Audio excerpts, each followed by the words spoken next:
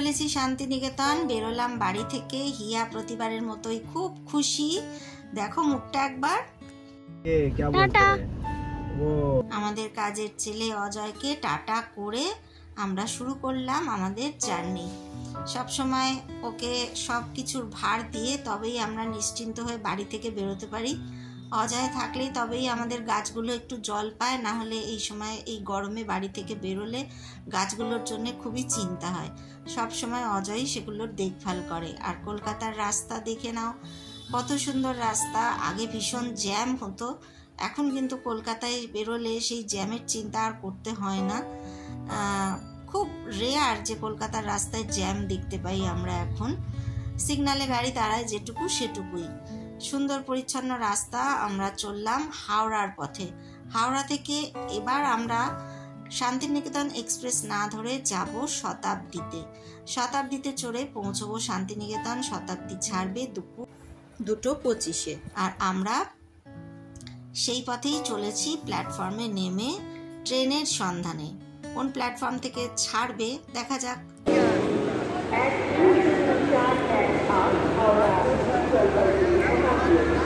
প্রতিবারই স্টেশনে নেমে যা হয়, আমার কর্তার সাথে লেগে যায় গোলমাল। বারবার বলি ভালো করে প্ল্যাটফর্মটা দেখো আগে, কোন প্ল্যাটফর্ম থেকে ছাড়বে। বারবার জিজ্ঞেস করছিলাম কোন প্ল্যাটফর্ম থেকে ট্রেন ছাড়বে।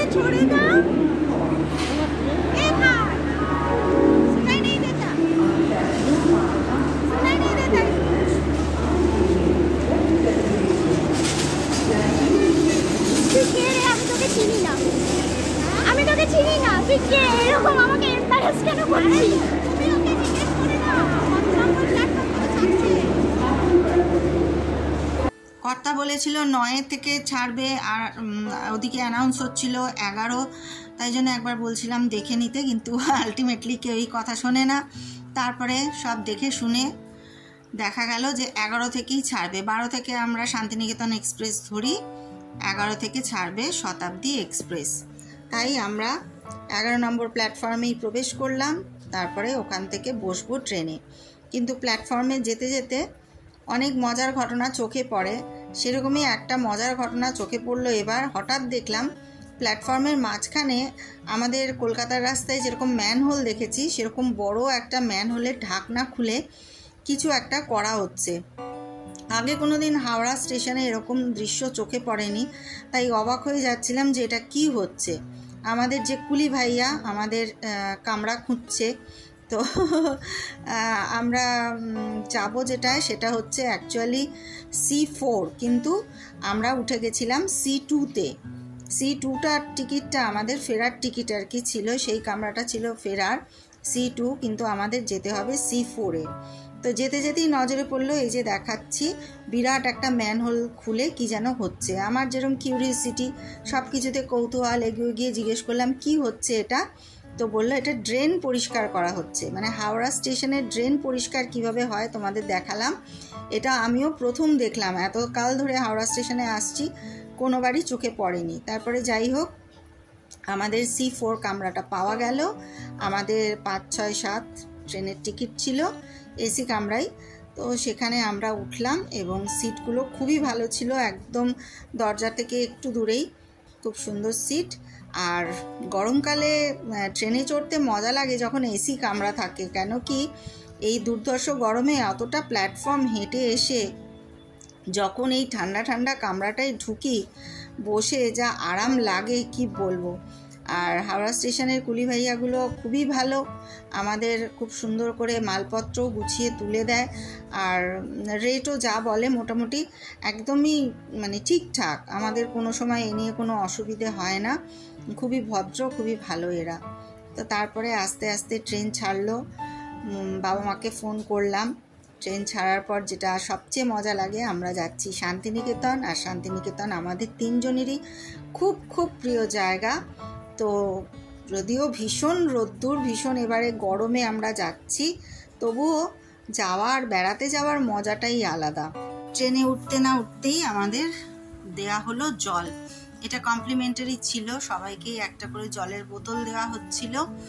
আর সেটার তখন খুব দরকার ছিল, কারণ এই গরমের মধ্যে গিয়ে সবারই প্রচুর তেষ্টা পেয়ে গেছে, তাই জল খেয়ে একটু আরাম হলো। জল দেবে জানতামই, সেই জন্য বাড়ি থেকে আর এবারে জলটা ক্যারিও করিনি। আমরা 3 জনে 3টে বোতল পেয়ে গেলাম রেল নীর, বেশ ভালো লাগলো। তারপরে ভাবলাম এবার তো জল টল খাওয়া হলো, মানে এবার নিজেদের একটু গুছিয়ে বসতে হবে, কারণ প্রায় 2.5-3 ঘন্টার জার্নি, একটু তো নিজেদের সময় কাটানোরও প্রয়োজন। কর্তাকে বললাম চলো সেলফি তুলি, কর্তার আমার এইসবে একদমই মন নেই, সে বেচারা এইসব তুলতে ভালোবাসে না। তাহলে ট্রেনটাই দেখাই, দেখো বেশ সুন্দর ট্রেনটা, আর কয়েকটা সিট বেশ ফাঁকা ফাঁকাই ছিল। আমি ভাবছিলাম সবাই বুঝি নিউ জলপাইগুড়ি যাচ্ছে, কিন্তু যখন বোলপুর স্টেশন এলো দেখলাম যে ট্রেন অর্ধেক ফাঁকা হয়ে গেল প্রায় বোলপুরেই। জানি না এই ট্রেনটাই সবাই সফর করতে কেন এত ভালোবাসছে। আমরা তো সবসময় শান্তিনিকেতন এক্সপ্রেসটাই সকালবেলায় করে চলে যাই। আর একটু পরেই চলে এলো চা খেতে তো হবেই, চা না খেলে কি আর বাঙালির চলে। গল্প করতে করতে পথ চলতে চলতে একটু চা দরকার, আর তার সাথে এই লিটল হার্টসগুলো কিনেছিলাম। চায়ের সাথে এই লিটল হার্টসগুলো খেতে খুব ভালো লাগে। ব্রিটানিয়া কোম্পানি নিয়ে যা চলছে সেটাও তো বুঝি উঠে গেল রব। সবই বন্ধ হয়ে যাচ্ছে কলকারখানা, কি আর করা যাবে। চারিদিকে শুধু কাজ নেই আর কাজ নেই। ছেলেমেয়েগুলো এত পড়াশুনো শেখে, কি যে করবে। এত ইন্ডাস্ট্রি বন্ধ হয়ে যাচ্ছে চারদিকে, রুজি রোজগার সব নিয়েই খুব চিন্তা। যাই হোক, চায়ের চুমুক দিয়ে খুব ভালো লাগলো। আর যেটা ভালো লাগলো দেখে যে কাপটার মধ্যে গাছ লাগানোর একটা খুব ভালো সুন্দর মেসেজ ছিল, সেটাই দেখছিলাম, এটা খুব ভালো লাগলো দেখে। তারপরে আবার একটু গল্প, আবার একটু পথ চলা, চারপাশের সবুজ দৃশ্যগুলো মানে এত ভালো লাগে চোখে, বারবার সেটাই দেখছিলাম। কিন্তু ডান দিকে মেয়ে যেদিকে বসেছিল ভীষণ কড়া রোদ্দুর, তাই জন্যে এই জালিটা নামিয়ে দেওয়া হয়েছিল।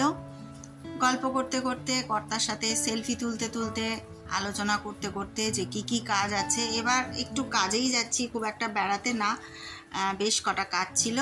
তারপরে আমি করলাম একটা কাণ্ড। কি কাণ্ড দেখি আপনারা বুঝতে পারেন কিনা, তারপর বলছি।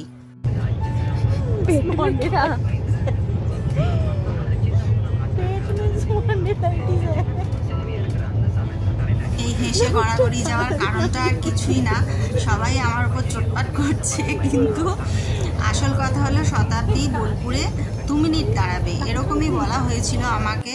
আর আমি মানে ট্রেনে ওঠার সময় আর ট্রেন থেকে নামার সময় না আমার ভীষণ একটা টেনশন কাজ করে, ঠিক মতো সবাইকে নিয়ে নামতে পারবো তো, সব মালপত্র নামবে তো, এই জন্যে আমি এই কাণ্ডটা করে ফেলেছি আর কি।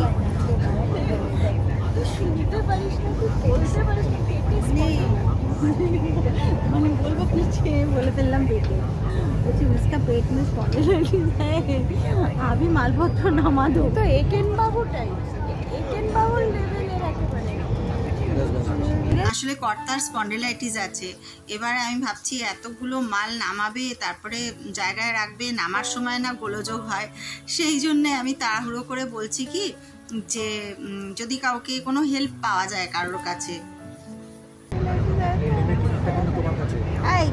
এটা জাস্ট মানে একেন বাবু লেভেলের একটা, মানে এটা নেক্সট ফিল্মে কিন্তু এটা আসতে পারে, ইনক্লুড করা যেতে পারে। একেন বাবু যাওয়ার টিকিটটা জাস্ট এটা ট্যাগ করে দিবি একেন বাবু, রিটার্ন টিকিটটাই দিয়ে দিবি। কি লেভেলের জাস্ট না নামতে হবে না, বা 2 মিনিট দাঁড়াবে। পেটলেস স্পন্ডিলাইটিস বানায়, হ্যাঁ ওটাই, দেখো তো সামনে একজন আমাদের হেল্পার মতো ঘুরে বেড়াচ্ছিল, উনি বারবার জল এনে দিচ্ছিলেন, একে ওকে চা এনে দিচ্ছিলেন। তা আমি তাকে বললাম যে ভাইয়া থোড়া সামান হ্যাঁ আপ উতার দেंगे।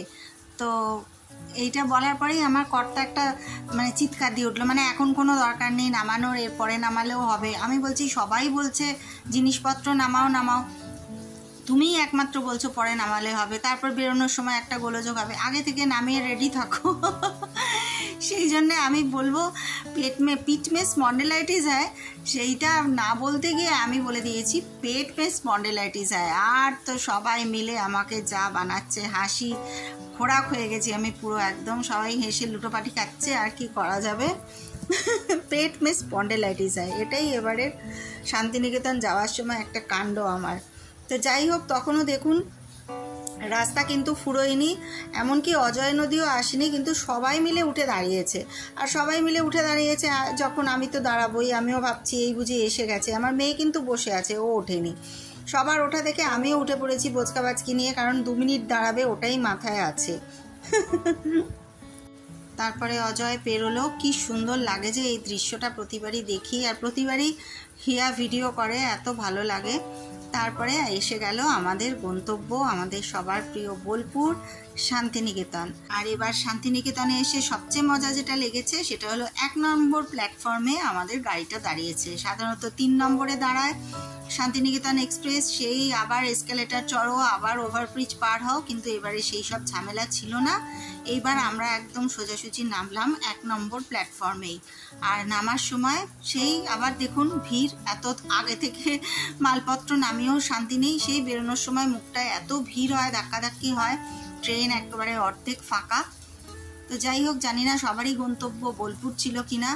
বোলপুর এখন সারা বছরই ভিড়ে ভিড়, কোনো সময় যায় না যে বোলপুর ফাঁকা। ট্যুরিস্টদের ভিড়ে ভিড়, কোনো সময় হোটেল ফাঁকা পাওয়া যায় না। কখনো না কখনো মনে হয় যে এইটা বোধহয় অফ সিজন, মোটেই নয়, সব সিজনই এখন বোলপুরে শান্তিনিকেতন যাওয়ার সিজন। যাই হোক, এসেই মনটা তো নেচে উঠেছে, সবারই যত ক্লান্তি সব ভুলে গেছে। আর এরপরে আমরা যাব টোটো নিয়ে আমাদের গন্তব্যে। হিয়া তো এসেই শুরু করে দিয়েছে কোথায় কোথায় যাব তার একটা তালিকা বানানো, যেটা করে প্রতিবারই। তারপরে আস্তে আস্তে এগোলাম, কিন্তু এগোতেই খানিকটা দূর গিয়েই যেটা চোখে পড়লো আমাদের, সেটা হচ্ছে শান্তিনিকেতন স্টেশনটা যেহেতু হেরিটেজ ঘোষণা করেছে, সেই পর থেকেই শুরু হয়েছে স্টেশন সারানো। সেই কাজ যে কতদিন ধরে চলবে জানি না, মানে গত পুজো থেকে এসে আমরা দেখছি স্টেশনের অবস্থা একদম তছনছ। এবারেও দেখলাম অনেকটাই সারানো হয়েছে, তবুও আবার অনেক রাস্তাই বন্ধ। যেমন এই যে স্টেশন চত্বর যেখান দিয়ে আমরা বেরোই আর কি, সেইটা এখনো কাজ চলছে, বন্ধ হয়ে গেছে।